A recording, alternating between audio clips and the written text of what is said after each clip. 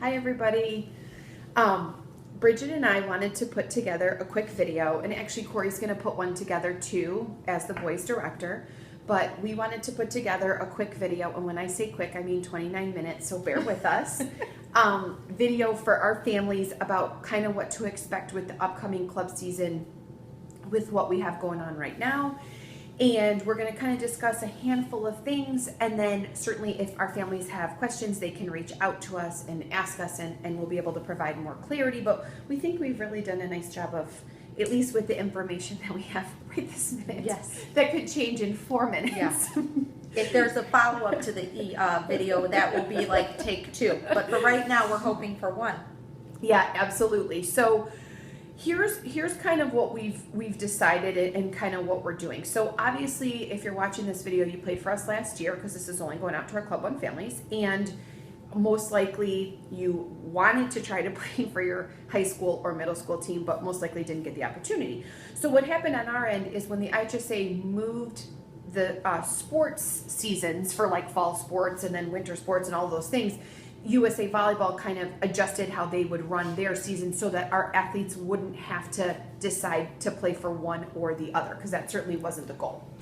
So what happened was that USA Volleyball said we could start sooner and then be able to break for our high school seasons, especially on the girls' side, and then come back so that people were able to do both.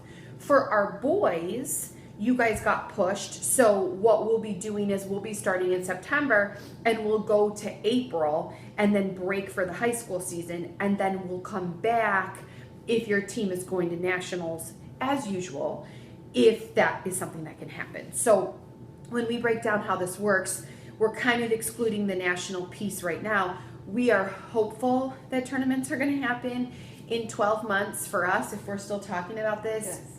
I mean, the gray is so real, like I don't even know what to say.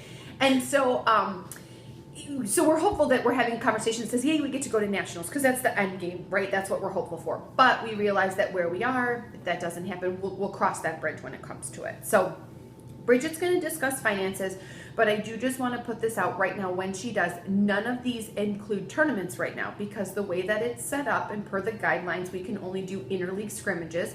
And what that means is we can only compete against teams inside your own club. That's for every club. That's not Club 1. Every club's going to be doing the same thing. And then when given the opportunity to compete, we would then add tournaments on. At this time, no AAU or USAV membership is required because we aren't playing. So in your deposit, which Bridget will discuss, it does include a required insurance that we must obtain. But right now, there's no reason to renew your USAV. If you had an AAU, maybe for beach, there's no reason to renew that either. However, if you did, that's not a problem, but you don't need to do it. Now, with that said, if we are able to play, which that's what we're banking. I mean, this is... If we're able to play, we will need to obtain them then. So, for boys, it's mostly USAV, which is that $55 membership. We would give our families a little bit of time. You would know it's coming, but we're not doing it right now until we actually get the opportunity to play. Some people have asked us what the tournament schedule will look like. Payless came out with their tournaments already. Everybody has these templates in place, but right now we can't do anything until we're cleared to play. So in the perfect world, we have Payless, we have a couple single day events, we go to St. Louis, we do all those things. Most likely, given the timing of things, this year will still look a little bit funny. So we would add tournaments on, we would assess a fee later for that, but we would be in total communication with our families. Certainly like a Payless point series, whatever the amount is, it gets divided amongst the team. We're not talking thousands of dollars, but we would be very upfront with what those costs are. We would tell you this is what it is, and we would give our families time to play. We hope we have that problem. Yes. We hope that we're able to add, but as moms of 4, 8 between us, we're not just gonna drop it on you and say, hey, you play this weekend and you owe $7,000. I mean, it's like my son's baseball team. Like when they're like, all of a sudden $750, we may not play, but just you're good for it. Listen, we've learned through that. We won't do it. Yeah, don't get me started with 3 kids in travel sports. I can't even tell you. So anyways, we would be in great communication, but our hope is that we get a Payless in, we get some local events in, and then maybe come summertime, we'd be in a different situation. This year, the tryout is going to be different, and there's a couple of reasons. So right now, what we're going to do is we are going to extend the offer to our Club One families who played for us in the 2019-2020 season to play for us first in the 2020-2021 season. 2020 not so good, but we're kind of moving forward. So what we're going to do, and there's a couple reasons. Number one, believe it or not, the Great Lakes region has asked us to do that, which is really different because we have recruiting rules and stuff that we have to follow every year. So number one, that's it. But from our standpoint, we are looking at having less teams potentially because we have to be prepared for having just one team on a court or distancing of things like that. And so we're not going to have as many potentially as we would normally have. And additionally, the whole tryout is unique because you can't have that many kids in the gym at the same time. So everybody's working together to make this as smooth as we can possibly make it. So essentially what we're going to do is, and we're doing this on our girls' side too, is anyone who played for us in last club season is going to be offered a spot to us first to play this club season. And what's going to happen is you're going to make a deposit. Bridget's going to explain it. You're going to get an email link sent to you, and that deposit will secure your position in the club. And then you're going to start with monthly payments, and she'll kind of talk about how that works. I do just want to throw this out, and she'll throw it out too. We are, and as we've opened up our registration for tryouts, we do have a lot of new kids who have registered for the tryouts. And we're still going to give them the opportunity to try out. Makes our program stronger. We got some good kids that we saw over the summer that now want to play for us, so we're excited about that. But we are going to extend the offer to those families who played for us first last year. So tryouts are August 30th for boys. At this time, the boys will not be trying out on the 30th if you are a returning Club One family from this previous season. However, at noon on the 30th, anyone who intended to play for us from a previous season would have needed to pay the deposit, because after noon, 12 o'clock, we're going into tryout mode. We know our numbers, we know what we have, and we're going to extend spots to those kids who are at the tryout, right? And then they're going to be given the opportunity to secure their position. If you haven't paid your deposit at noon and you realize like, oh my gosh, we are going to play, you could certainly reach back out to us, but we would have to look at what our numbers were to be able to know whether or not we had a spot. So just so you know, that's going to be coming over. It'll have some information in the email. Hey, make sure you register by this day. But because we're not doing, and normally you guys would try out and then you have till noon to accept your spot and then you go in and you pay. So it's similar. You're just kind of taking out the tryout piece.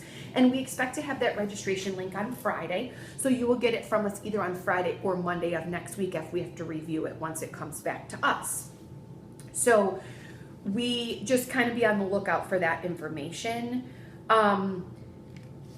The season would start September 7th. We're planning to stay with the Monday, Wednesday, and weekend practice day, so we kind of have that locked down. But we're still working through those things as so much information is constantly changing. So in terms of team placement, we will still evaluate and reevaluate and place teams as we always have in the past.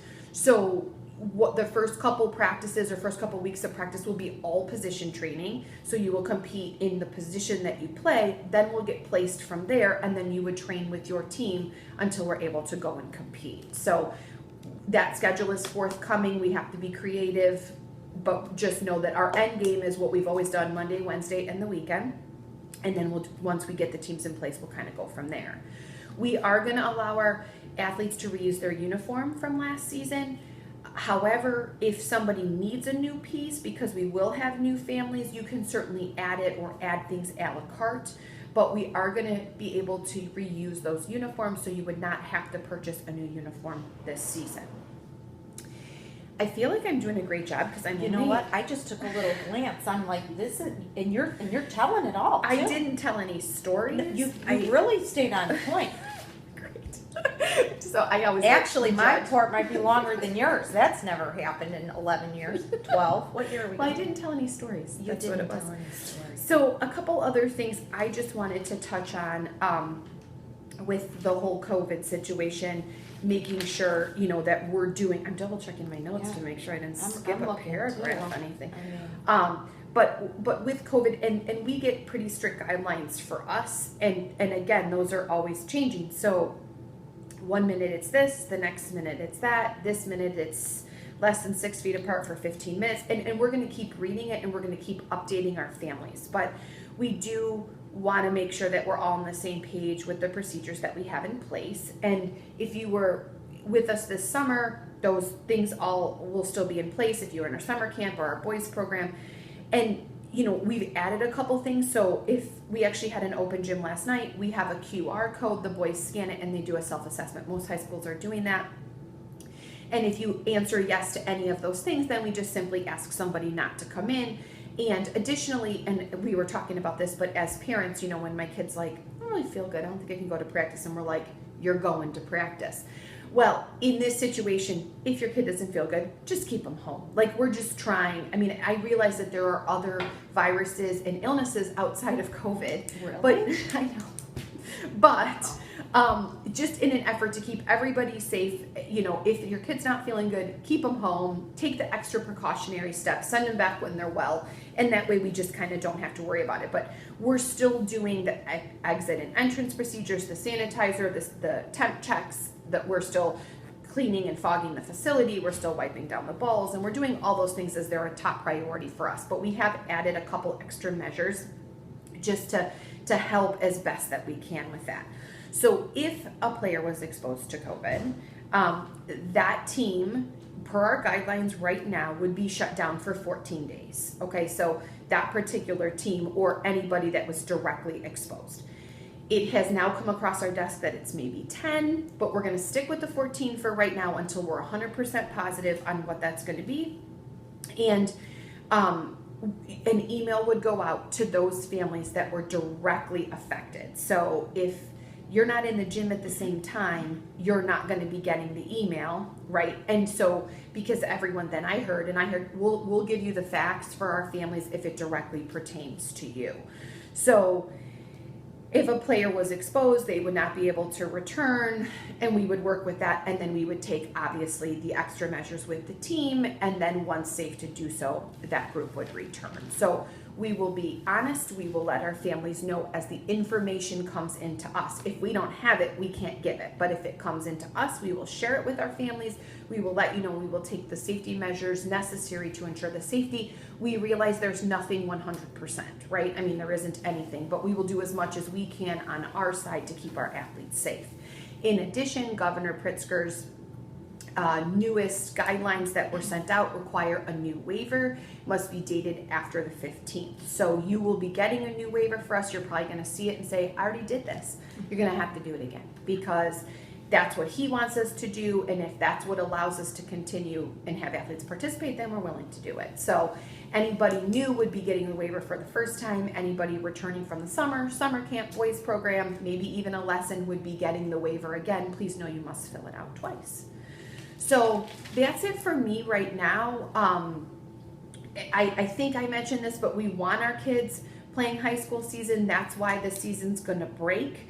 And then those who would be involved in the national program would then return. Those who didn't would stop, right? And then we'd kind of just go from there. If things change, we're pretty flexible and ready to change. We're ready to roll with it. That's what we keep being told. Just roll with it. I don't even know what that means anymore. I feel like we've been rolling so long. What? I mean, you can't even tell us what we're rolling with. So, but Bridget's going to go ahead and talk finances because it is different than what we've typically done in the past. But and just double checking, no membership required at this time. No necessary to purchase a new uniform unless you need something. We'll still send it to you so you get it.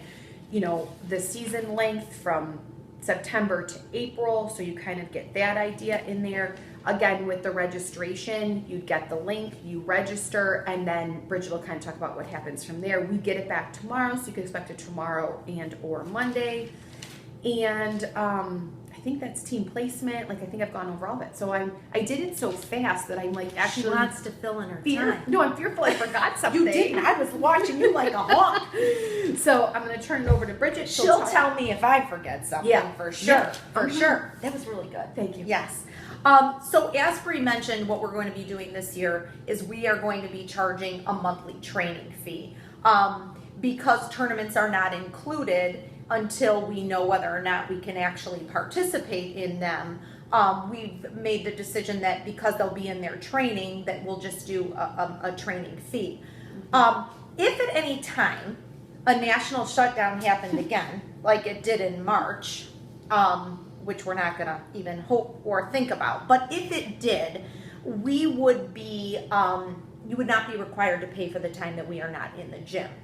With that being said, the way that Sport Engine works, once the monthly payments are set up, I can't suspend or stop payments and then restart them. So what would happen, let's just say we get in the gym, all of a sudden in October, there's a shutdown, we cry in the fetal position, we pull it back together, and then we're right back in it.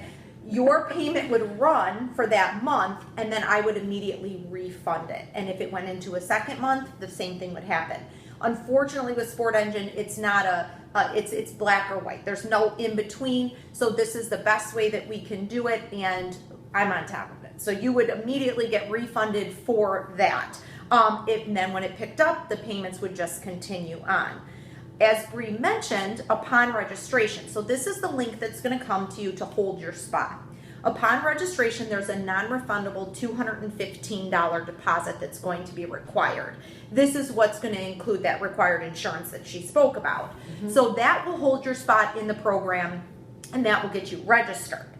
Monthly payments will be run on the 16th of the month. In the past, they've been on the 1st, but we're going to run those payments on the 16th of the month. And they would begin September 16th, and they would go through April 16th. So for our 13-14U age division for boys, it'd be $145 per month for the training fee. And for our high school, 15 through 18U, it would be $200 a month. So from September 16th through April 16th, that would be the fee that you would be charged for the training. Again, if in all of a sudden January or February they said we could do tournaments, that would be communicated. The cost of the tournament would be divided out by the amount of people on the team, and you would be billed for that differently. But what we really have discussed the most is we want to go with what we know. We can't anticipate what's going to happen. We don't want to try to anticipate what's going to happen, and we're only going to be at this time charging for what it is that we know that we can for sure provide for you. As you know, Bree talked about, once I get that registration link, I do have to take a look at it. I have to make sure that all of the proper registration materials are in there, that the fees, everything is correct, and I will be emailing out that registration link to you. If for whatever reason Monday comes, Tuesday comes, and you don't see something, feel free to reach out to me. Once you set up in Sport Engine what your account email is, if you, for some reason from last year, aren't using that one anymore, I don't know that, you know, and you may not realize it. So just reach out. We'll make sure that we get it to you. And with it will be the instructions on the day that you need to register by, the time you need to register by, so that we can then offer spots to our people who are actually trying out. That will, my hope is by tomorrow, but give me till Monday. And then by the end of the day, Monday, if you don't see something, feel free to reach out.